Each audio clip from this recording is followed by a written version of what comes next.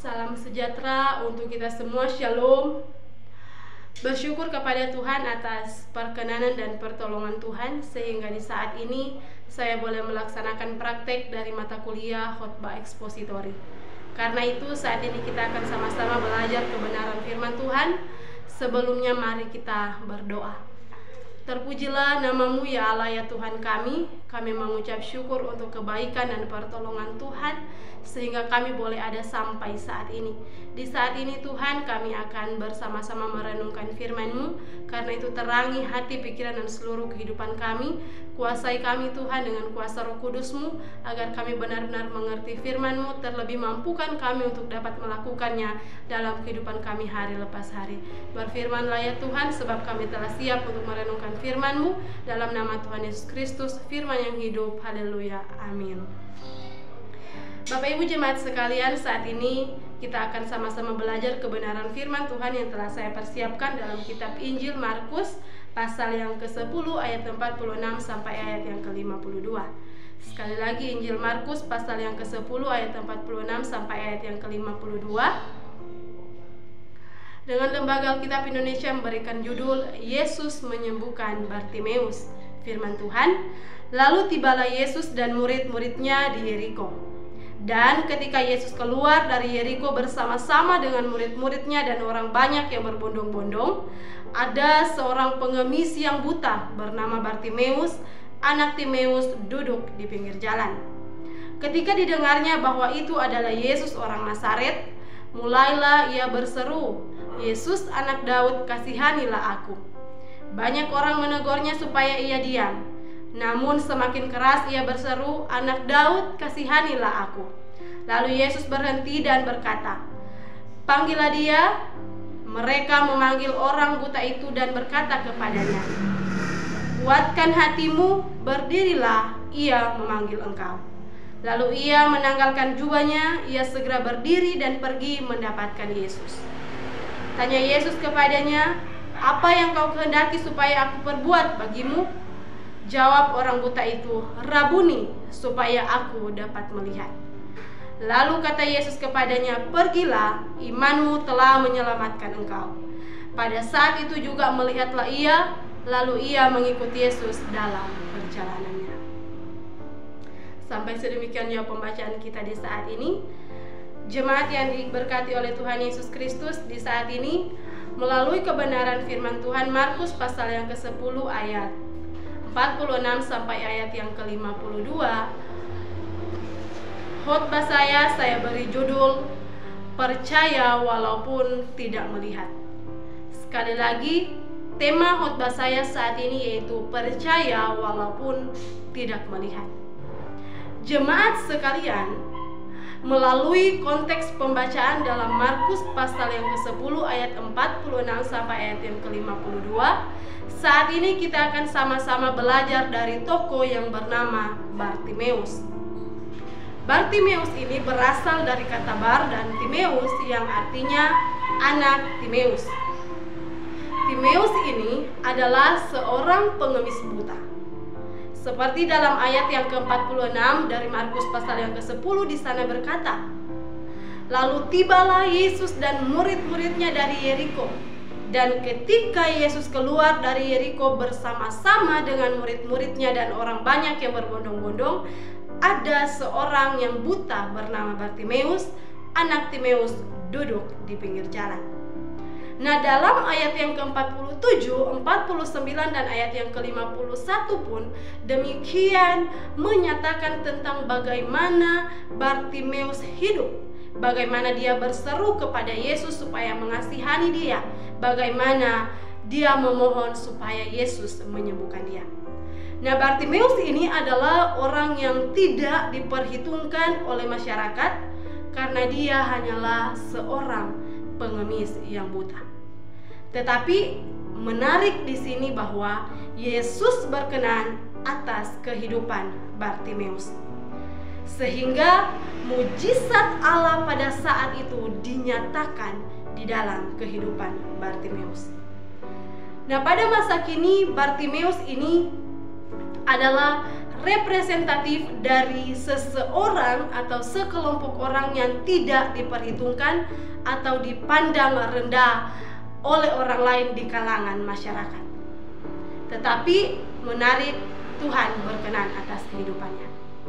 Nah, jemaat sekalian, dari Bartimeus ini kita perlu belajar, dan pertanyaannya bagi kita adalah hal apa yang perlu atau yang dilakukan oleh Bartimeus sehingga Yesus berkenan atas kehidupannya? Rahasianya yaitu adalah ternyata Bartimeus, dia adalah orang yang percaya sekalipun dia tidak melihat. Percaya sekalipun tidak melihat artinya bahwa kita menyatakan bahwa sesuatu hal memang benar-benar nyata. Kita percaya bahwa sesuatu hal adalah benar-benar nyata dan itu benar. Nah, ini pun dirasakan dan dilakukan oleh Bartimeus, di mana dia percaya bahwa sekalipun dia tidak melihat dengan secara lahiriah bahwa itu adalah Yesus, tapi dia percaya bahwa saat itu Yesus hadir. Yesus adalah Allah Juru Selamat. Yesus adalah Tuhan yang sanggup memulihkan dan sanggup menyembuhkan dia. Nah, jemaat yang diberkati oleh Tuhan Yesus Kristus, melalui Bartimeus, tokoh seorang pengemis yang buta ini, kita mau belajar bersama apa sikap Bartimeus yang perlu kita teladani supaya kita pun dapat percaya kepada Yesus walaupun kita tidak melihat. Sekali lagi, apa sikap Bartimeus yang perlu kita teladani supaya kita dapat percaya walaupun kita tidak melihat secara lahiriah? Yaitu yang pertama yang dimiliki oleh Bartimeus adalah dia memiliki pengenalan yang benar tentang Yesus.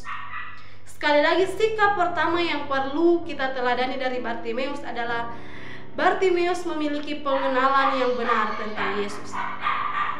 Dalam ayat yang ke-46 dan 47. Nah, jemaat sekalian, perlu kita mencermati perkataan Bartimeus dalam ayat yang ke-47. Di sana berkata, Yesus anak Daud, kasihanilah aku. Bartimeus di sini menyebutkan Yesus dengan gelar Mesianis, yaitu anak Daud. Seruannya sekaligus juga pengakuan atas kemesiasan Yesus. Dan pada saat itu Yesus sama sekali tidak menolak ketika dirinya disebut dan disapa dengan gelar Mesias itu. Jemaat sekalian, dalam Injil Markus, gelar anak Daud inilah yang pertama kali muncul dalam Markus pasal yang ke-12 ayat yang ke-35. Di sana berkata, pada suatu kali ketika Yesus mengajar di bait Allah, ia berkata, bagaimana ahli-ahli Taurat dapat mengatakan bahwa Mesias adalah anak Daud? Nah, jemaat sekalian, hal ini melatar belakangi nubuat para nabi dalam Perjanjian Lama tentang pengharapan akan seorang Mesias yang akan datang dari keturunan Daud. Nenek moyang dinasti Daud digambarkan tunggul dan keturunannya sebagai tunas-tunas baru dalam Yesaya pasal yang ke-11 ayat 1 sampai ayat yang ke-9. Jemaat sekalian, meskipun Bartimeus dalam konteks pembacaan ini, dia adalah orang yang buta secara lahiriah, tetapi dia tidak buta secara rohani. Ia mengenal Yesus secara pasti, meskipun ia tidak pernah studi teologi.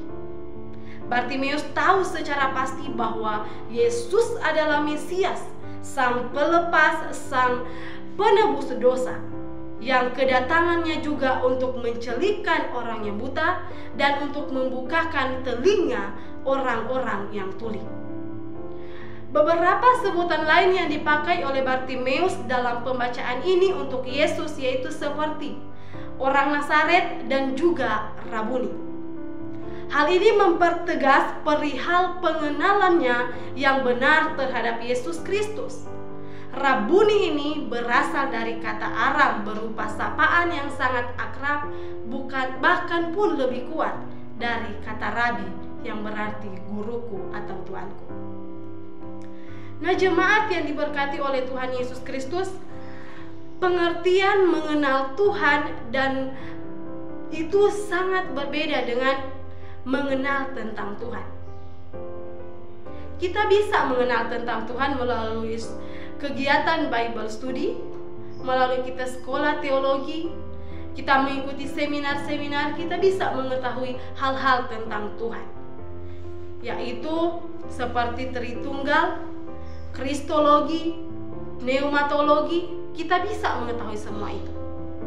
Tapi kata mengenal Tuhan ini berbeda. Mengenal Tuhan berarti kita mau meyakini dalam hati nurani kita bahwa Dia adalah Allah, Sang Mesias, Dialah Juru Selamat kehidupan kita. Nah, pengenalan yang benar terhadap Yesus sebagai jaminan kita untuk memiliki hidup yang berkemenangan, baik pada masa kini, bahkan pun untuk masa yang akan datang.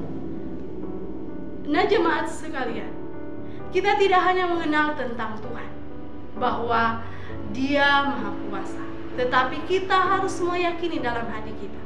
Kita harus mengenal Tuhan secara pribadi, bahwa Dialah Mesias, Dialah Allah, Dialah yang berkuasa menyembuhkan, Dialah Juru Selamat kehidupan manusia.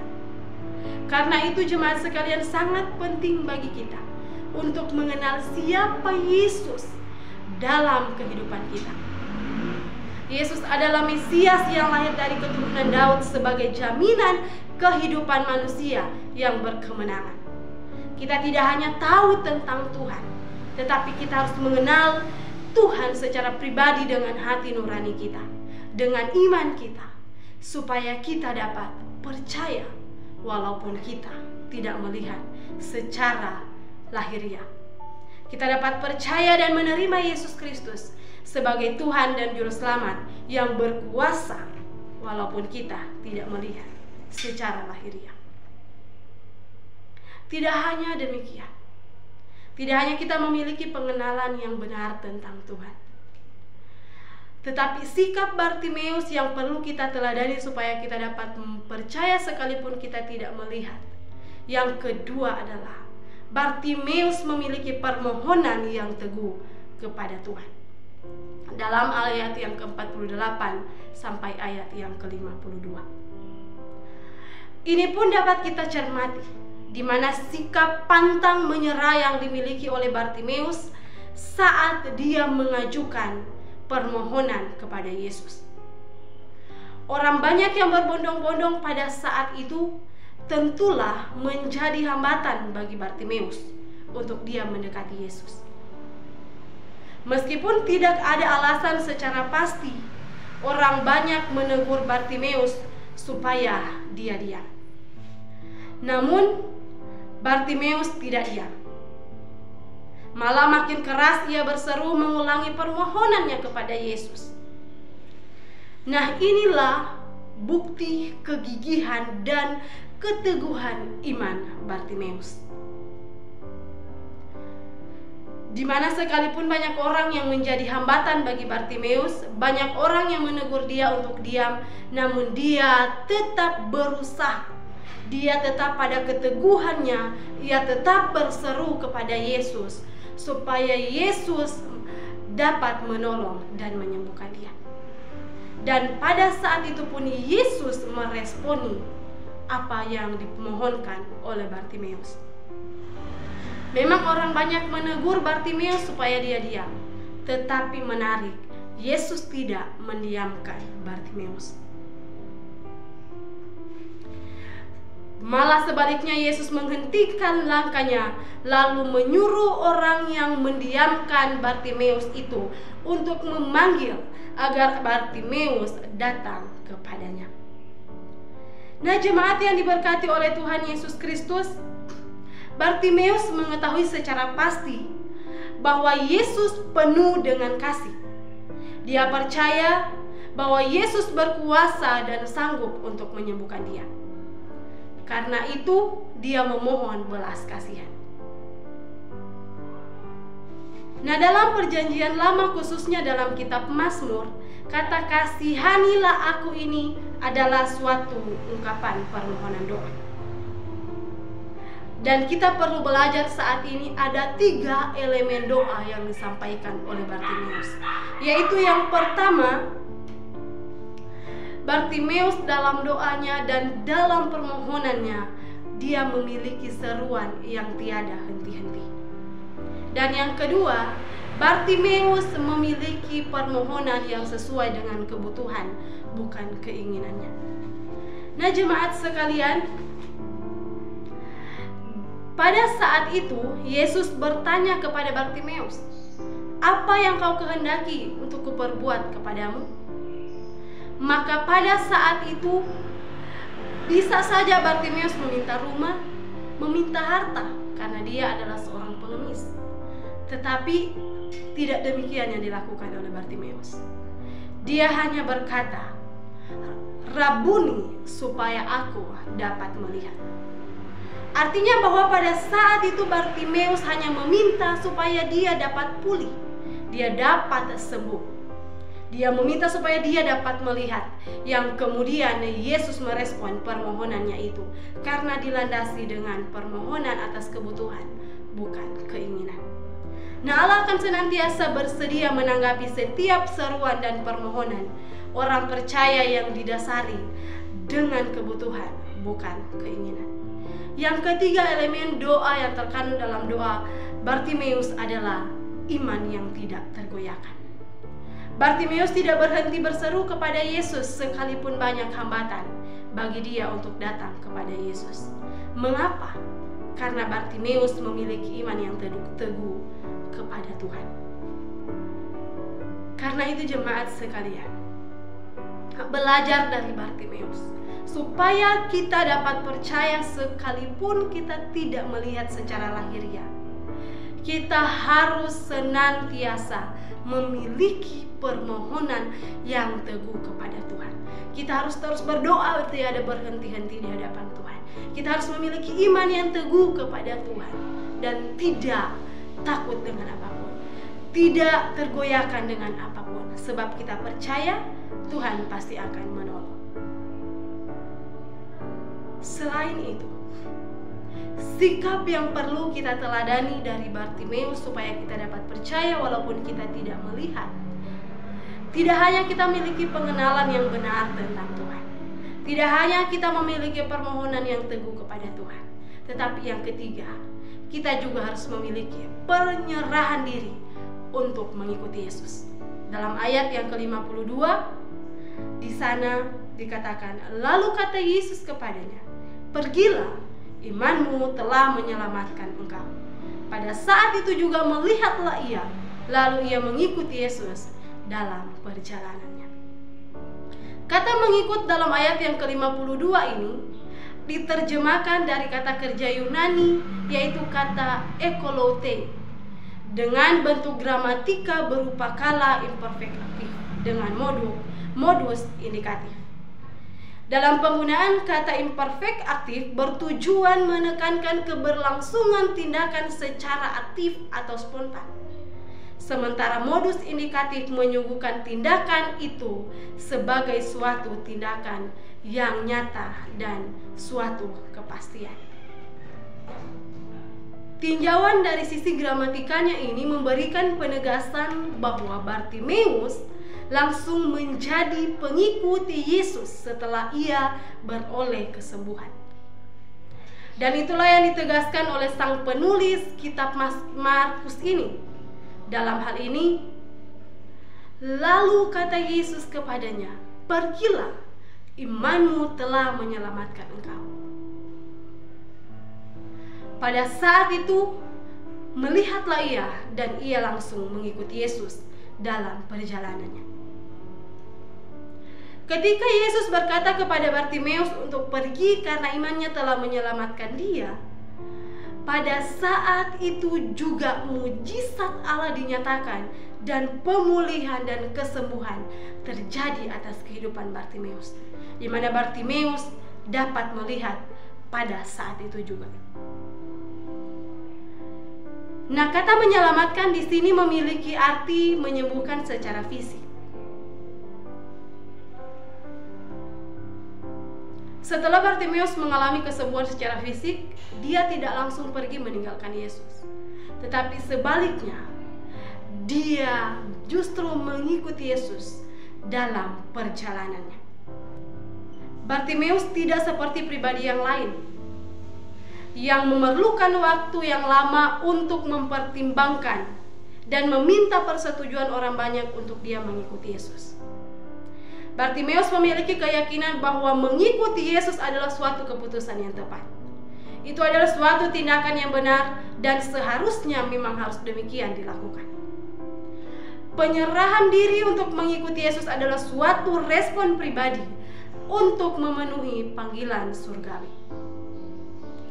Dalam hal ini dituntut totalitas yang penuh, mulai dari kemauan pribadi, keterampilan yang dimiliki, dan keyakinan yang harus disandarkan dan diselaraskan kepada kehendak dan kemuliaan nama Tuhan.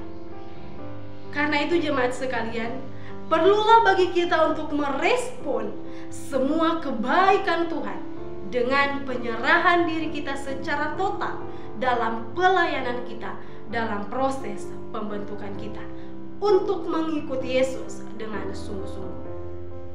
Keputusan kita untuk melayani Tuhan saat ini adalah suatu keputusan yang tepat, adalah suatu tindakan yang benar untuk memenuhi panggilan surgawi, di mana keputusan yang kita ambil bukan karena paksaan orang tua atau orang lain.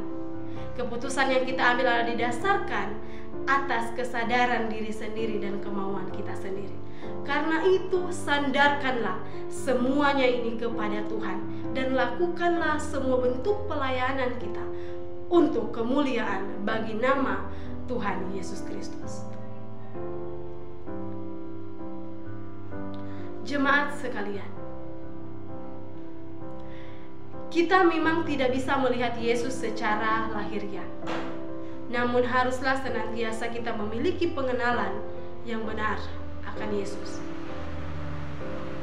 yaitu Dialah Mesias yang akan datang dari keturunan Daud.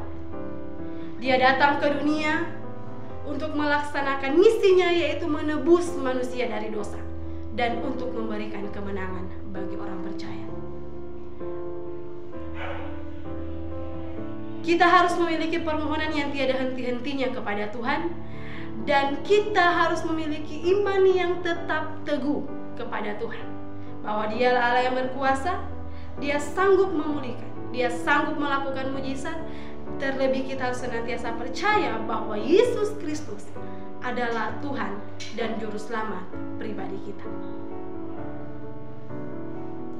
Jemaat sekalian, bagaimanakah dengan kita? Bartimeus memiliki iman yang percaya sekalipun dia tidak melihat secara lahiriah. Bagaimanakah dengan kita yang saat ini? Kita pun tidak melihat Yesus secara lahiriah. Kita tidak melihat Yesus secara fisik. Kita tidak berjumpa dengan Yesus. Namun adakah kita percaya dalam hati kita walaupun kita tidak melihat? Adakah kita mengimani bahwa Dialah Mesias? Kita percaya bahwa Dialah Allah yang berkuasa. Dia sanggup menyatakan mujizat. Dialah Allah yang sanggup memulihkan dan menolong kita. Karena itu jemaat sekalian, supaya kita dapat percaya walaupun kita tidak melihat, dari tokoh Bartimeus ini kita telah belajar 3 hal. Yaitu yang pertama, kita harus memiliki pengenalan yang benar tentang Yesus. Yang kedua, kita harus memiliki permohonan yang teguh kepada Tuhan. Dan yang ketiga, kita harus memiliki penyerahan diri secara total untuk mengikut Dia. Amin kebenaran firman Tuhan. Tuhan Yesus memberkati kita semua. Mari kita berdoa. Terpujilah nama-Mu ya Allah ya Tuhan kami. Kami mengucap syukur untuk kebaikan dan pertolongan Tuhan, sehingga di saat ini kami boleh membaca dan merenungkan firman-Mu. Biarlah firman-Mu tidak akan lalu begitu saja, melainkan mampu kami lakukan dalam kehidupan kami hari lepas hari. Mampukan kami dengan kuasa Roh Kudus Tuhan untuk tidak hanya menjadi pembaca dan pendengar, tapi juga menjadi pelaku firman-Mu yang setia. Ampuni dosa dan pelanggaran kami Tuhan. Kami bersyukur untuk firman-Mu dan membawa seluruh kehidupan kami kepadamu. Dalam nama Tuhan Yesus Kristus yang adalah Tuhan dan Juru Selamat kami yang hidup, kami berdoa. Haleluya. Amin. Demikianlah kebenaran firman Tuhan di hari ini. Tuhan Yesus memberkati kita semua. Shalom.